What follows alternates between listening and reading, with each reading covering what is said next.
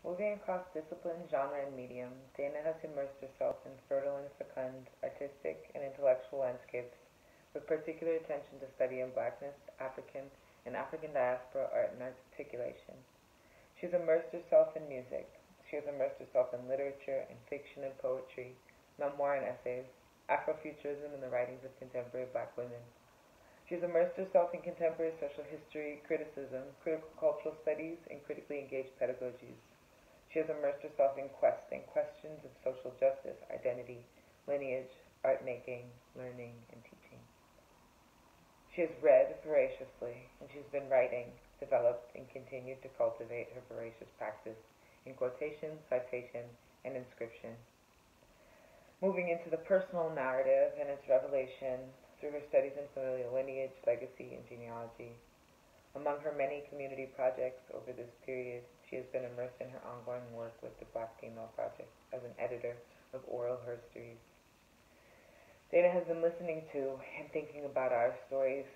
She has been listening into personal, national, local, and global narratives in thoughtful, thought-provoking, and compelling written reflections, as well as in her dance making. And she's begun to locate, recognize, remember, and name the vibrant intersections her practice moves with and within, the groove her hybrid forms and fusions move to and from.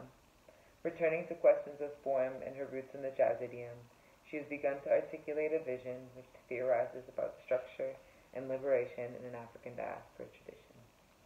Um, and I am deeply grateful to Gail for that reflection and generosity of understanding and perception of what it is that my work is doing.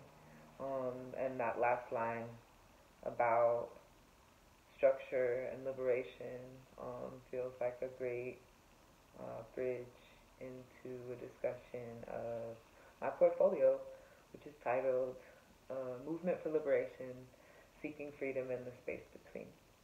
Um, and just before I actually explain in some detail, what that title means and what the content of my portfolio is, I'm going to read a bit from my artist statement um, because I realized that